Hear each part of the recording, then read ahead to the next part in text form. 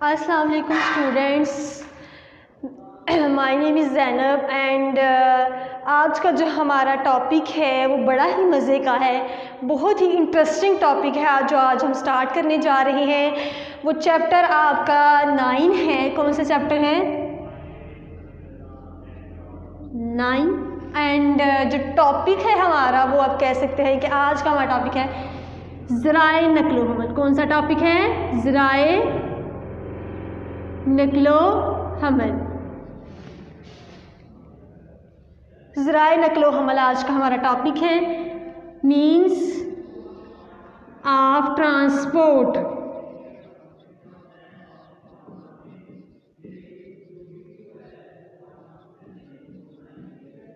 Means of transport. आपको समझ तो आ रही है कि ट्रांसपोर्ट की वो बात कर रहा है। हमने ट्रांसपोर्ट का सबसे पहले क्या बताना है? इंट्रोडक्शन। क्या बताएंगे? इंट्रोडक्शन। तारुफ। क्या बताएंगे? तारुफ, इंट्रोडक्शन। देखिए स्टूडेंट्स, इसका तो आपको वैसे ही इंट्रोडक्शन खुद भी आ जाएगा बनाना कि वो क्या कहते हैं। किसकी बात कर रहे हैं? वो तारुफ की। आप सबसे पहले इसका इंट्रोडक्शन बताएंगे और इसके इंट्रोडक्शन में क्या चीज़ें आप बताएंगे कि लोग क्या करते हैं, एक जगह से दूसरी जगह सामान पहुंचाने के लिए, एक जगह से दूसरी जगह जाने के लिए जो ज़राए नक्लो हमल इस्तेमाल करते हैं, ज़राए इस्तेमाल करते हैं, उन्हें हम कहते हैं ज़राए आमदोरफ्त। क्या कहते हैं? ज़राए आमदोरफ्त। लोग जो एक जगह से दूसरी जगह जाने के लिए ज़राए इस्तेमाल करते हैं उन्हें हमें क्या कहते हैं?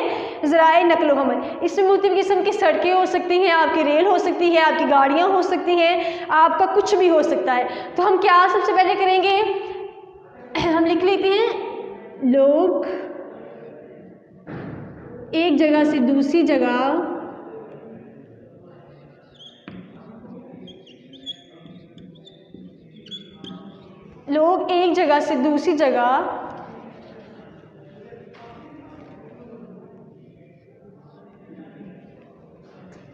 जाने के लिए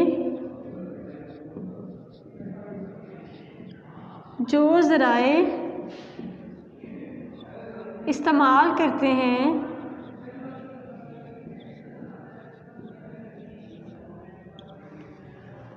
वो ज़राए नक्लो हमल या ज़राए आमदोरफ्त कहते हैं। इसमें उससे ज़राए आमदोरफ्त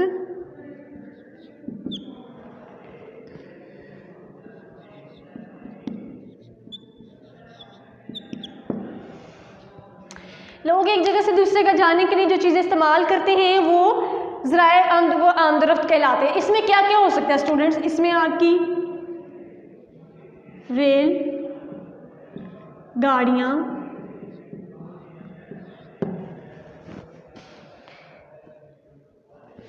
सड़कें, हवाई अड्डे। ठीक हो गया स्टूडेंट्स? हवाई अड्डे या आबी रास्ते भी इसमें शामिल है। क्या रास्ते शामिल हैं? आबी रास्ते।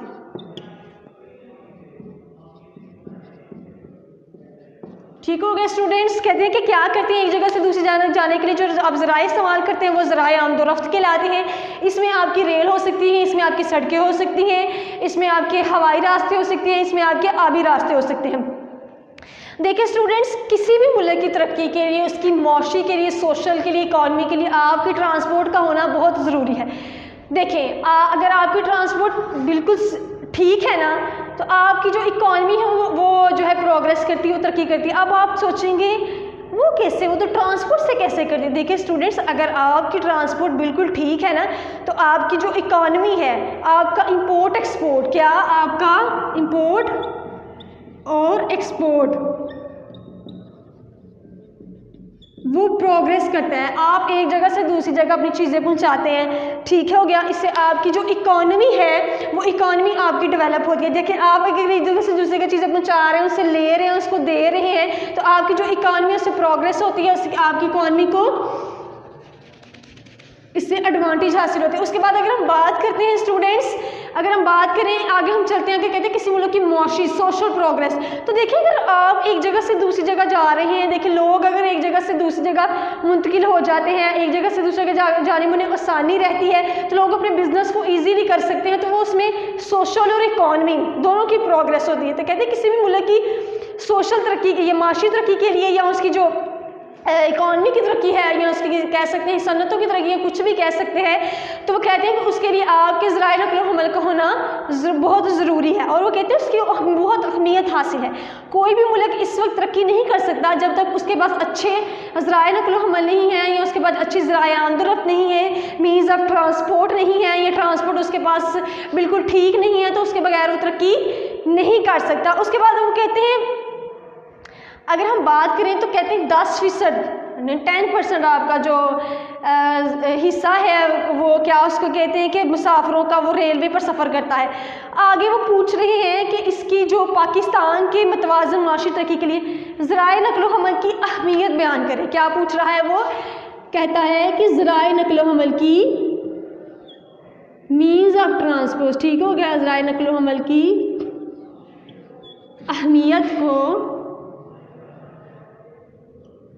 अहमियत बयान करें, ठीक हो गया। तो स्टूडेंट्स सबसे पहले आपने उसका इंट्रोडक्शन बताना है, जो मैंने आपको बताया कि आपके कोई भी मुल्क उस वक्त तरक्की नहीं कर सकता जब तक उसके पास अच्छा ज़राए आमदरफ्त नहीं है। किसी मुल्क की माशी और माशी तरक्की के लिए, उसके इस्तेकाम के लिए, स्टेबिलिटी के लिए जो है वो आपको ज़रूरी है कि आपकी ये जो आपका इस्तेकाम है उसके लिए ज़रूरी है कि आपके ज़राए नक़्ल व हमल का होना बहुत ज़रूरी है, और उसके लिए आपके लिए अच्छे मीन्स ऑफ ट्रांसपोर्ट होना ज़रूरी है। फिर उसके बाद आप बताएंगे कि इसमें कौन कौन से ज़राए शामिल हैं, रेल हैं, गाड़ियाँ हैं, सड़कें हैं, हवाई अड्डे हैं। उसके बाद कहते हैं हाँ अभी रास्ते हो सकते हैं, हवाई रास्ते हो सकते हैं, वो कुछ भी हो सकता है, ठीक है। उसके बाद आपने जो बात करनी है उसके बाद आप उसकी डेफिनेशन को लिखेंगे, ठीक है स्टूडेंट्स। आप उसकी तारीफ बयान करेंगे, ठीक है। ज़राए आमदरफ्त की आप तारीफ बयान करेंगे जो आप ये भी लिख सकते हैं, ठीक है। आप उसे इंट्रो में भी बता सकते हैं, आप उसे डेफिनेशन में भी लिख सकते हैं। फिर आप बताएंगे कि 10% हिस्सा जो है वो मुसाफिर जो है रेलवे पर सफ़र करता है। उसके बाद जो उसने हमसे क्वेश्चन किया और जो हमारा टॉपिक जो स्टार्ट हो रहा है वो पूछ रहे हैं कि ज़राए नक़्ल व हमल की अहमियत बताएं। क्या पूछ रहे हैं? ज़राए नक़्ल व हमल की अहमियत, इम्पोर्टेंस ऑफ मीन्स या इम्पोर्टेंस मीन्स ऑफ ट्रांसपोर्ट, ठीक हो गया, मीन्स ऑफ ट्रांसपोर्ट।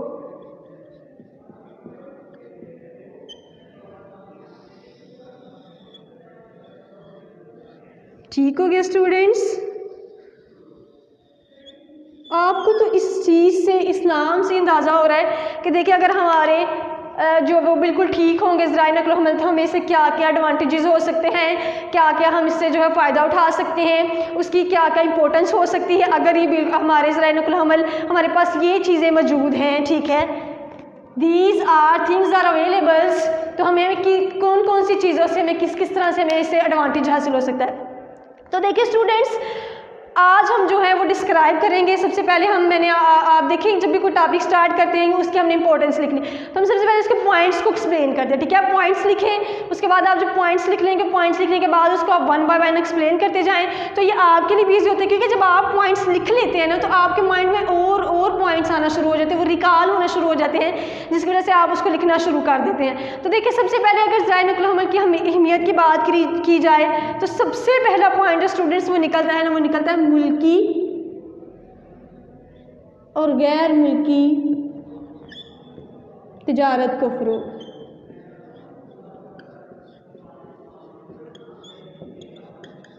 ठीक है, जो हमारा पॉइंट निकल रहा है, ठीक है, उसमें हम ये क्या चीज़ कह रहे हैं, मुल्की और गैर मुल्की तिजारत, आपकी इंपोर्ट एक्सपोर्ट। अब क्वेश्चन ये रेज होता है कि इंपोर्ट एक्सपोर्ट कैसे इससे बढ़ती है। देखिए स्टूडेंट्स अगर आपके पास मीन्स ऑफ ट्रांसपोर्ट ठीक है ना तो आपकी इंपोर्ट एक्सपोर्ट बढ़ेगी। आप तरक्की करेंगे, आपका मुल्क तरक्की करेगा, आपके बिजनेस डेवलप होंगे, आपका बिजनेस सक्सेस करेगा, ठीक है। इंडस्ट्री जो है वो आपकी सक्सेस करेगी। आप एक जगह से दूसरे जगह बिल्कुल आसानी से सामान पहुंचा सकते हैं। जब आपके पास ज़राए नक़्ल हमल की मौजूदगी होती है तो आप क्या करते हैं कि एक जगह से दूसरी जगह अपना सामान आसानी से पहुंचा सकते हैं, एक जगह से बिल्कुल वक्त पर पहुंचा सकते हैं, और उनसे जो है वो इसके अलावा आप क्या कर सकते हैं कि दूसरे मुल्क में अपना सामान बेच सकते हैं और उससे मंगवा भी सकते हैं, जिससे क्या है ये इसमें आपकी ट्रांसपोर्ट की ये इम्पोर्टेंस है, ये आपको ये फीचर देता है, ये आपको एडवांटेज देता है, ये उसकी ये इंपॉर्टेंस रखता है कि आप एक जगह से दूसरी जगह अपनी चीज़ों को पहुंचा सकते हैं और एक जगह से दूसरी जगह से चीज़ें ले सकते हैं। तो सबसे पहला जो पॉइंट यही निकलता है आपका बिजनेस के हवाले से अगर आप बात करें तो आपका ये है कि आपका बिजनेस सक्सेस करता है। देखिए जब आपकी इंपोर्ट एक्सपोर्ट की अगर बात करें ना, इंपोर्ट एंड एक्सपोर्ट, तो देखिए स्टूडेंट्स आपकी इंपोर्ट एक्सपोर्ट क्या होगी, वो सक्सेस की तरफ जाएगी, क्योंकि आप चीज़ें ले रहे हैं, बेच रहे हैं, आप उनको एक जगह से दूसरी जगह ट्रांसफ़र कर रहे हैं, ठीक हो गया। तो आपका जो मेन पॉइंट आएगा वो क्या होगा, आपकी इंपोर्ट एक्सपोर्ट बढ़ेगी।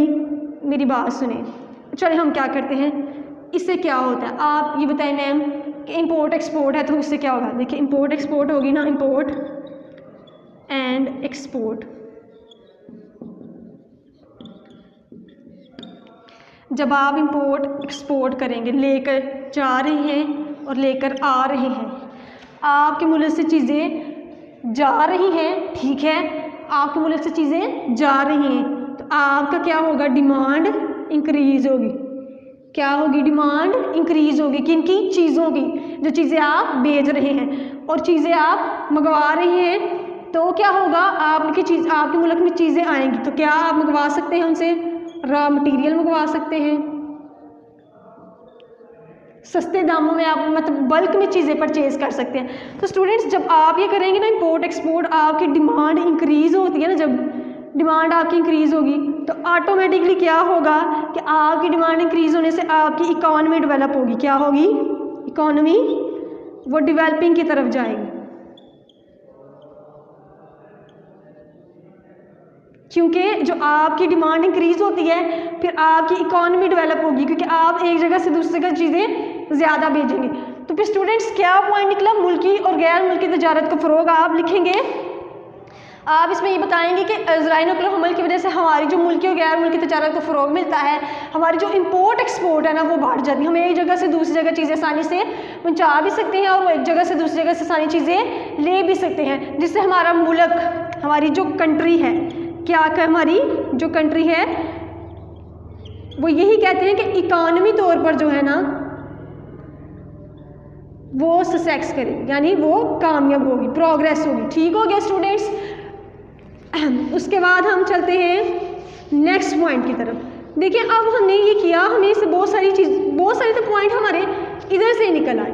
ये जो मुल्की और गैर मुल्की तजारत का फ़रोग है इसमें से हमने कई पॉइंट्स निकाली। देखें दूसरा पॉइंट हमने क्या निकाला, तलब में इजाफा। इसमें इजाफा, तलब में इजाफा means increase in demand, increase in demand, कि आपकी जो है ना इकॉनमी, आपकी जब एक जगह से दूसरी जगह चीज़ें बेचते हैं, आसानी से मंगवा सकते हैं, तो आपकी डिमांड इंक्रीज़ होगी। क्या होगी, आपकी डिमांड इंक्रीज़ होगी, यानी आप एक जगह से दूसरी जगह चीज़ें मंगवा सकते हैं। थर्ड पॉइंट भी स्टूडेंट्स इसी में से निकल आया, इसी में से निकल आया, माशी तरक्की। क्या होगी, माशी तरक्की। देखिए जब आप एक जगह से दूसरी जगह से चीज़ें मंगवा रहे हैं, आपकी डिमांड इंक्रीज़ हो रही है, जैसे ही आपकी डिमांड इंक्रीज़ होती है आपकी कंट्री डेवलपिंग की तरफ जाती है, आप दूसरे मुल्क में ज़्यादा से ज़्यादा चीज़ें बनाकर बेच सकते हैं, उनको सेल करते हैं, उनसे प्रॉफिट आता है और आपकी डिमांड इंक्रीज़ होती जाती है। जैसे जैसे आपकी डिमांड इंक्रीज़ होती जाती है आपकी इकॉनमी क्या होता है, आपकी इकॉनमी प्रोग्रेस करती है, यानी आपका मुल्क तरक्की करता है माशी तौर पर। अगला पॉइंट इंपोर्ट एक्सपोर्ट हो गया, इंक्रीज इन डिमांड हो गई, आपकी इकॉनमी डेवलप हो गई। उसके बाद एक और पॉइंट मैंने उसमें आपको बताया था कि हम अगर हमारी मुल्की और गैर मुल्की तजारत ठीक है, यानी हमारे पास मीन्स ऑफ ट्रांसपोर्ट है, तो हम उनसे चीज़ें मंगवा सकते हैं। तो मीन्स मंगवा भी सकते हैं। अगर बात की जाए सड़कों की, ये देखिए, ठीक है, सड़कों की, तो क्या है कि आप एक जगह से दूसरी जगह आसानी से और फ़ौरन चीज़ें लेके जा सकते हैं, पहुंचा सकते हैं। तो हम माल की दस्तयाबी, किसकी? हम माल की दस्तयाबी, किसकी दस्तयाबी स्टूडेंट्स? हम माल की दस्तयाबी। क्या कह रहे हैं? हम माल की दस्तयाबी आपके पास होती है। फॉर एग्जांपल आप वो क्या कहते हैं? Available of raw material,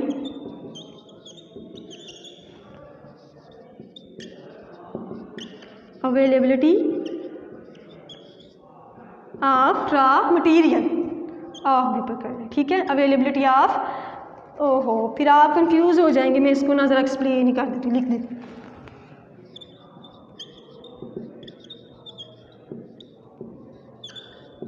of raw material क्या कहते हैं कि आपके पास हम माल की दस्तयाबी होती है। देखें, अगर आप एक जगह से दूसरी जगह आसानी से, आपका मुल्क गैर मुल्क तजारती की फ़रोग होता है, कैसे आप इंपोर्ट एक्सपोर्ट करते हैं, आप आसानी से रॉ मटेरियल मंगवा सकते हैं।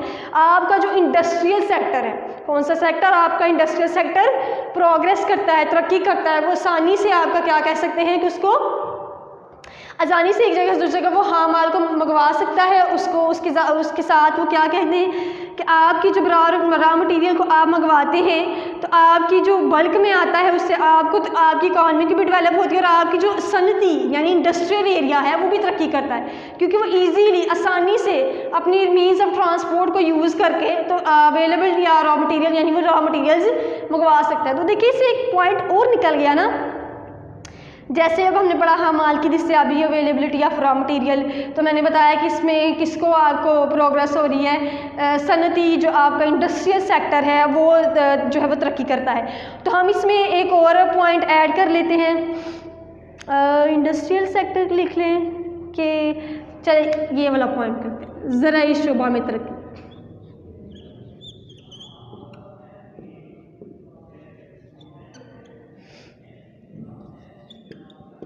ज़राई शोबा में तरक्की या एग्रीकल्चर प्रमोट लिख लें या एग्रीकल्चर प्रोग्रेस लिख लेते हैं। क्या मतलब, क्या कहते हैं ज़राई शोबा में तरक्की? आपकी जो चीज़ें हैं ना, क्या होता है कि आप आसानी से मंडियों में पहुंचा सकते हैं। जो किसान हैं या वो काम करते हैं, ये बल्क में चीज़ें आपने मतलब चीज़ें भेजनी है, तो अगर आपके मीन्स ऑफ ट्रांसपोर्ट स्ट्रॉन्ग होंगे, ठीक होंगे और अवेलेबल होंगे तो आप एक जगह से दूसरी जगह चीज़ें पहुंचा सकते हैं। तो इससे क्या होता है कि आप मंडियों तक चीज़ें बर वक्त पहुंचा सकते हैं, उनसे ले सकते हैं, उनसे कोई भी चीज़ मटेरियल परचेज कर सकते हैं। तो इससे आपका ज़राई शोबा यानी एग्रीकल्चर आपका इससे प्रोग्रेस होता है। उसके बाद आते हैं कीमतों में इस्तेहकाम। किसमें? कीमतों में इस्तेहकाम।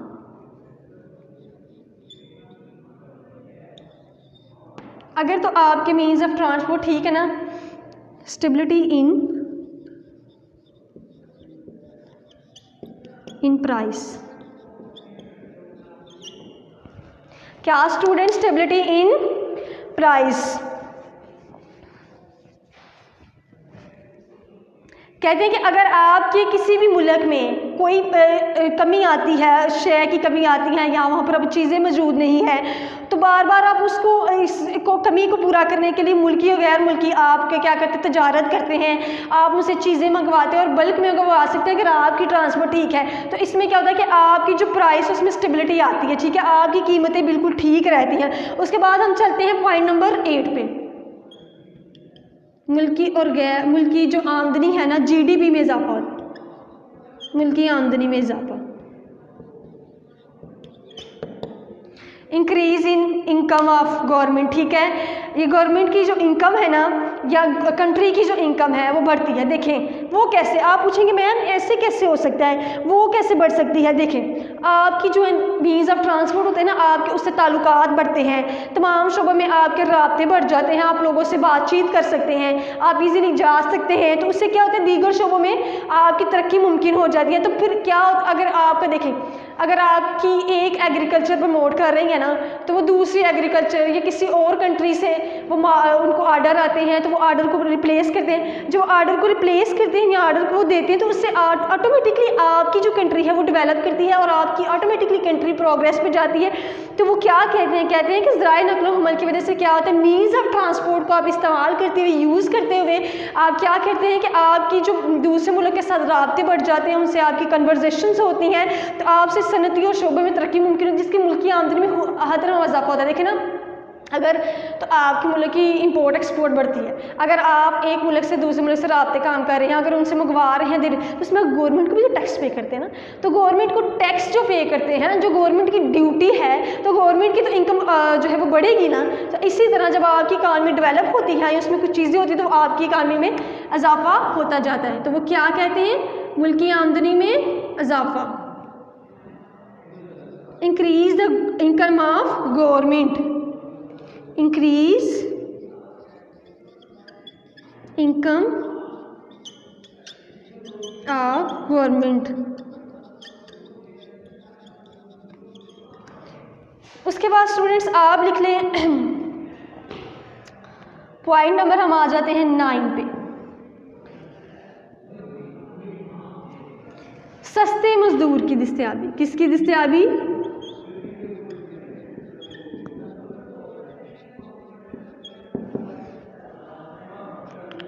देखिए वो क्या कहते हैं, सस्ते मजदूर की दस्तयाबी, अवेलेबिलिटी ऑफ चीप लेबर, या उसको at the low rate of, वो कह सकते हैं कि हमें सस्ते मजदूर की दस्तयाबी होती है। क्या होता है कि मुल्क के पसमानदा और दूर दराज इलाकों से सिर्फ आप क्या कर सकते हैं, सस्ते मजदूर लेकर आ सकते हैं, क्योंकि वो लोग उनको रोज़गार की ज़रूरत होती है और उनको जॉब की ज़रूरत होती है। तो फिर सस्ते मजदूर की दस्तयाबी कैसे है, कुछ ज़राए नक़्ल हमल से ही आप उसको जो है वो ले सकते हैं।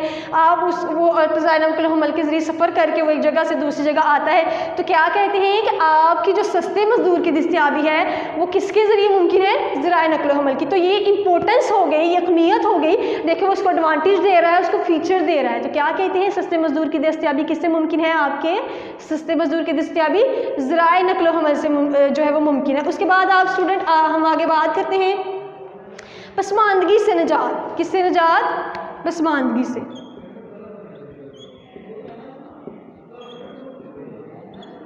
या आप ये भी कह सकते हैं कहत पर पसमानदगी से निजात भी ठीक है। देखें आप जब चीज़ें ट्रांसपोर्ट करते हैं एक जगह से दूसरी जगह, तो वो एक जगह से दूसरी जगह आसानी से जा सकता है। एक पर्सन जो काम कर रहा है, तो वो उसका ये होता है कि वो पसमानदगी से उसको निजात मिलती, यानी उसकी कफ़ालत अच्छे तरीके से वो अपने ख़ानदान की कर सकता है। तो वो जो गरीब तबका है, या हम कह सकते हैं कि वो अपने उसको एक ज़रिया मिल जाता है, या एक उसको कह सकते हैं कि ट्रांसपोर्ट अवेलेबल हो जाती है, जिसकी वजह से वो पसमानदगी से निजात, यानी वो अपने जो ख़ानदान की है वो अच्छे तरीके से कफ़ालत कर सकता है। उसको अगर ट्रांसपोर्ट अवेलेबल हो या मीन्स ऑफ ट्रांसपोर्ट अवेलेबल हो, तो अच्छे तरीके से वो अपने ख़ानदान की कफ़ालत कर सकता है। और उसके बाद आ जाते हैं पॉइंट नंबर 11, वाफिर पैदावार से इस्तिफ़ादा।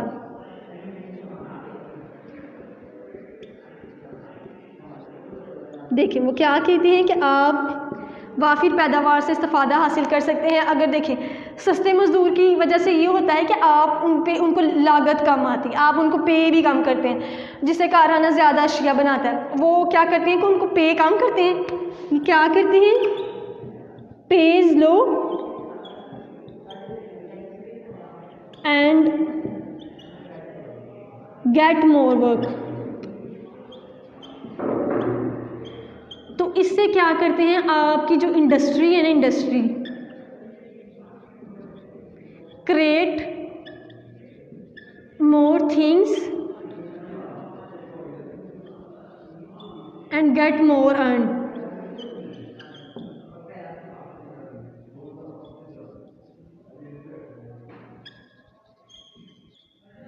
वो ज़्यादा अर्न करती है। वो क्या करती है, गेट मोर अर्न। देखिए वो कहते हैं कि क्या है कि आपके जो लेबर्स हैं, अगर वो सस्ते लेबर्स की दस्तयाबी की वजह से क्या करता है, जो आपकी फैक्ट्री है, जो आपकी इंडस्ट्री है, वो क्या करती है, वो ज़्यादा चीज़ें प्रमोट करती है, वो ज़्यादा बनाती है, जिसकी वजह से वो क्या करती है कि वो पे कम करती है, वो सस्ते मजदूर की उस पर लागत उसको कम आती है, तो वो क्या करता है, गेट मोर वर्क, उनसे वो ज़्यादा काम लेता है और वो ज़्यादा चीज़ें बनाता है। इंडस्ट्री ज़्यादा चीज़ें बनाती है और ज़्यादा अर्न करती है। उसके बाद हम आ जाते हैं रोज़गार में इजाफा। तो ये पॉइंट तो आपको समझ आ गया होगा, रोज़गार में इजाफा। देखिए जब आपके पास ट्रांसपोर्ट अवेलेबल है ना, आपके पास हर चीज़ अवेलेबल है, तो आप एक जगह से दूसरी जगह जा रहे हैं, एक जगह से दूसरी जगह आ रही हैं। देखिए अगर किसी को एक जगह से आप मैं फॉर एग्ज़ाम्पल किसी एक पर्सन की बात करते हैं, वो बहुत दूर रहता है, उसको बहुत रोज़ाना एक मीज़ यानी उसको ट्रांसपोर्ट के लिए सफ़र तय करना पड़ता है। तो अब देखें वो रोज़ रोज़ तो उसके लिए फिर अगर जाना मुश्किल है, वो नहीं जा सकता। तो अगर ट्रांसपोर्ट की अवेलेबिलिटी हो तो आपकी क्या होती है, रोज़गार में इजाफा होता है। लोग एक जो देहातों से निकल शहरों में रूरल से अर्बन एरिया की तरफ आते हैं और वो क्या करते हैं, उसके अर्न करने आते हैं, तो उसके उनके रोज़गार में इजाफा होता है। उसके बाद आ जाते हैं हम कहत पर काबू। कहत पर काबू पाना, इसको ऐसे कर लें, कहत पर काबू पाना। देखिए स्टूडेंट्स, अगर बहुत सारी अब ऐसी निगरानी आफत आ जाती हैं, ज़लज़ले आ जाना, सैलाब आ जाना, बारिशें आ जाना, कहत पड़ जाता है समटाइम।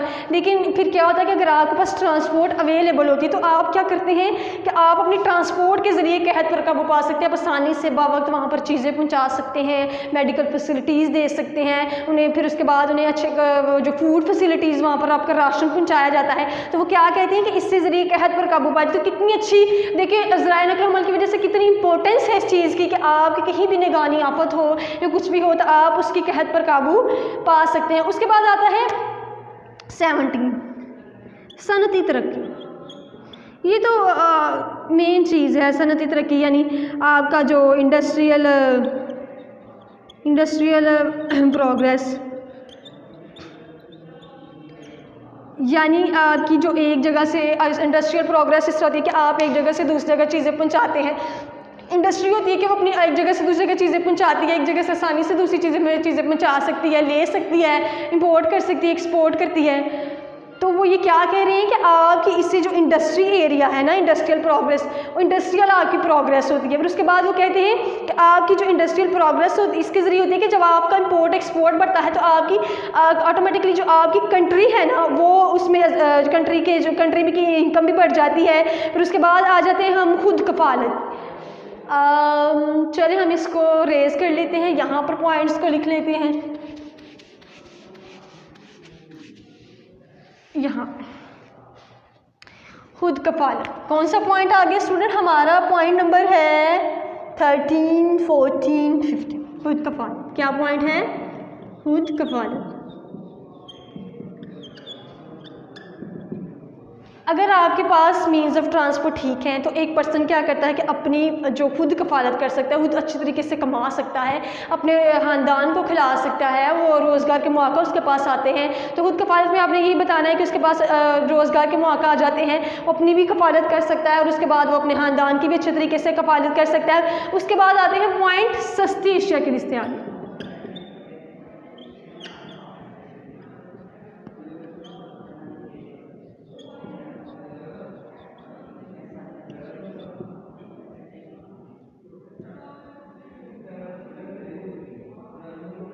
देखो क्या कहते हैं कि सस्ती अशिया की दस्तयाबी, आप क्या करते हैं कि बल्क में चीज़ें बनाते हैं, आप उनको बल्क में चीज़ें बनाकर बेचते हैं। तो वो क्या होता है कि इसके माल में, अब सनतकारों में इसकी पैदावार में इजाफा होता है। वो चीज़ें बनाते हैं तो वो मीन्स ऑफ ट्रांसपोर्ट के इस्तेमाल करते हैं, उसके ज़रिए वो बेचते हैं। तो उसमें क्या होता है, सस्ती अशिया की दस्तयाबी, आप इजीली वो उनको रॉ मटेरियल अवेलेबल हो जाता है, ट्रांसपोर्ट के ज़रिए वो इससे सस्ती जो है वो चीज़ें ले सकते हैं, उसको बेच सकते हैं, सेल कर सकते हैं। तो आपकी मीन्स ऑफ ट्रांसपोर्ट का ये भी है कि आपकी सस्ती अशिया की से आपको दस्तयाबी हो जाती है।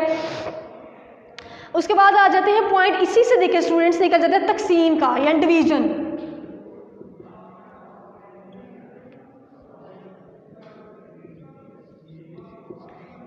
Division of price. ठीक हो गया स्टूडेंट, क्या पॉइंट निकलता है? डिवीजन।